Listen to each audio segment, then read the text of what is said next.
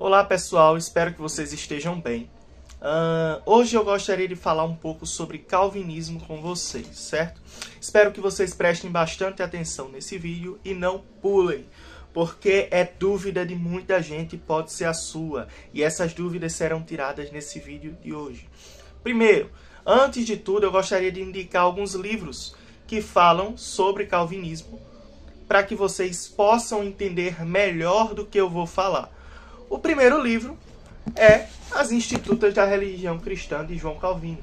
Esse livro, que foi lançado em sua primeira edição em 1536, foi dedicada ao rei da França, né? E Calvino ele vai sistematizar as doutrinas da fé cristã que tinham sido defendidas por Lutero e pelos reformadores. Só que vocês vão ver que Calvino vai falar sobre predestinação, que é a principal doutrina dos calvinistas, conforme todo mundo diz. Calvino ele vai falar da predestinação só no terceiro livro. São 4 livros no total. E no terceiro livro que ele vai falar sobre a doutrina da eleição, né? O segundo livro são os cânones de Dort. Esse aqui é baratinho. Esse aqui, se eu não me engano, foi R$10. Eu comprei na Consciência Cristã. Na Amazon você encontra por quase o mesmo preço. A Amazon é top. Não querendo fazer propaganda aqui, mas já fazendo, né? Então, pessoal, os cânones de Dort, vocês vão compreender a história e vão compreender o que foi debatido no Sínodo de Dort, que eu vou falar para vocês o que foi, não se preocupem.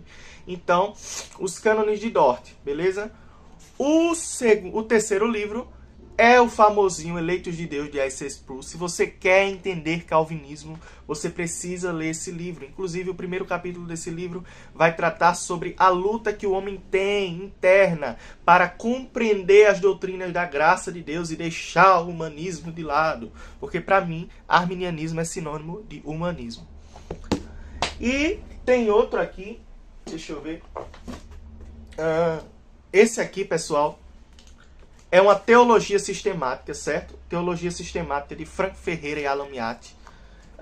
Esse aqui, ele vai falar... É uma teologia sistemática e é uma teologia sistemática calvinista, certo? Então, pessoal, ele vai apresentar as diferentes visões aqui. Mas, para vocês entenderem, é muito massa na área de soteriologia, beleza? Dito isso, vamos lá. Tenho uns 3 minutinhos para explicar a vocês o que é calvinismo, porque senão o livro vai ficar muito grande. Em qual contexto surgiu o calvinismo? Surgiu após a Reforma Protestante, no próprio século XVI. Então, Calvino ele vai sistematizar as doutrinas da fé cristã e vai surgir um cara na história chamado Jacobus Arminius. Em 1580 ele vai nascer. E lá para 1604, ele, um grande estudioso, um grande teólogo, ele vai começar a distorcer alguns ensinamentos de João Calvino, principalmente no quesito da expiação limitada. Calvino, ele diz que Cristo morreu por muitos. Ele veio resgatar a muitos e não a todos. Por quê? Porque o que vemos atualmente, o que ele via naquela época, era que muitas pessoas estavam apodrecendo no pecado e indo direto para o inferno. Então, se Jesus tivesse morrido por todos, a morte de Jesus seria em vão por essas pessoas. Então, para Calvino, Jesus não morreu para possibilitar salvação. Ele morreu para salvar. Ele morreu eficazmente, a sua morte foi eficiente para muitos. Já para Armínio, ele vai ter uma dificuldade em compreender. Por quê? Por conta do humanismo. As pessoas, elas querem ter participação em muitas coisas. Então, Armínio, ele vai querer dizer que Cristo ele morreu por todos. Por quê? Porque seria uma injustiça da parte de Deus. E isso é humanismo, isso é um pensamento humano. É a minha opinião. Isso é um pensamento humano. As pessoas não entendem que Deus pensa mais alto do que tudo. E que Deus é maior do que tudo. Ó, profundidade das riquezas, tanto da sabedoria quanto do conhecimento de Deus. Romanos capítulo 11. Então, quando Paulo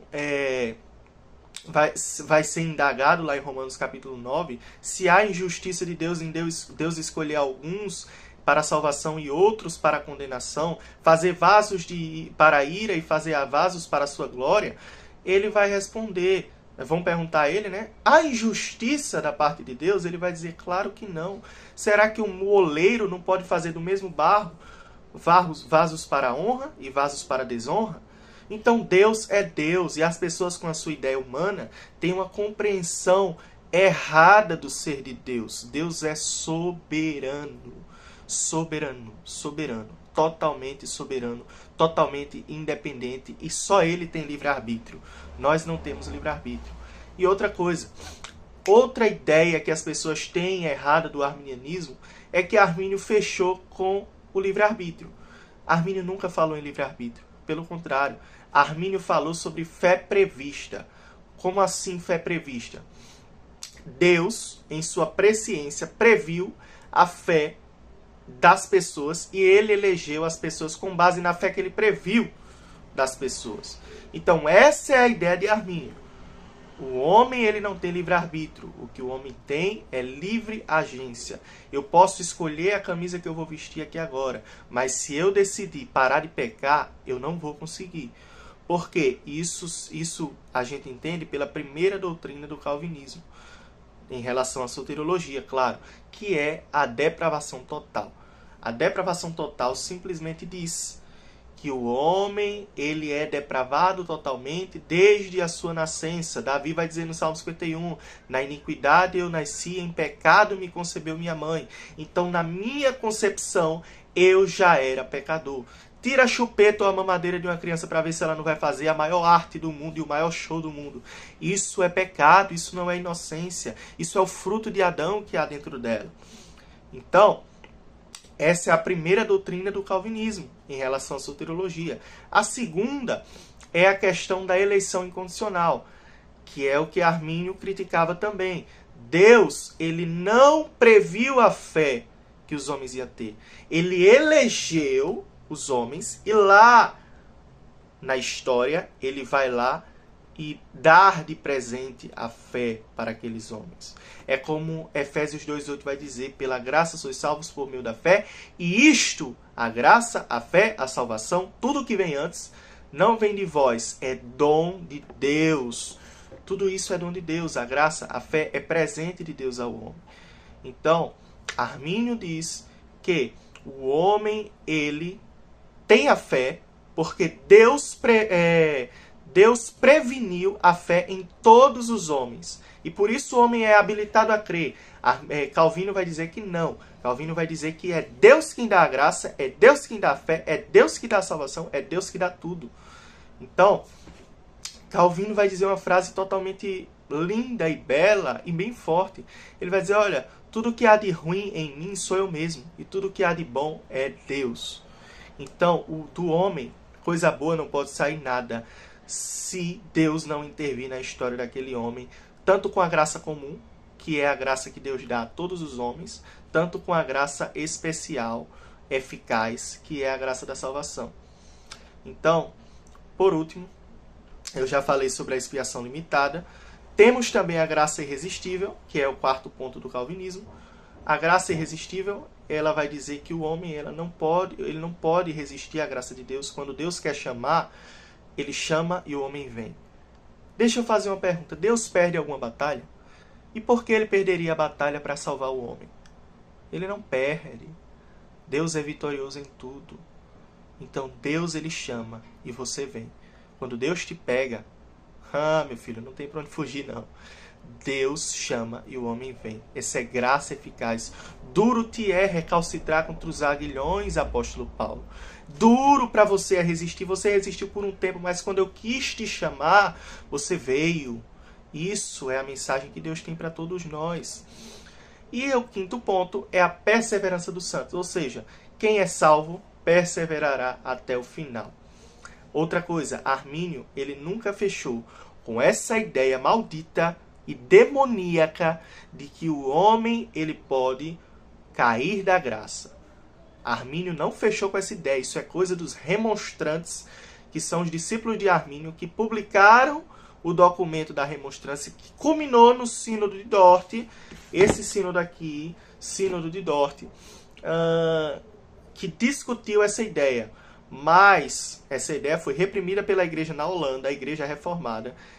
E Armínio nunca fechou com essa ideia. Armínio morreu em 1609, o documento foi publicado em 1610. Então Armínio, ele não fechou com essa ideia de que o homem pode perder a salvação, viu? Essa ideia é uma ideia demoníaca.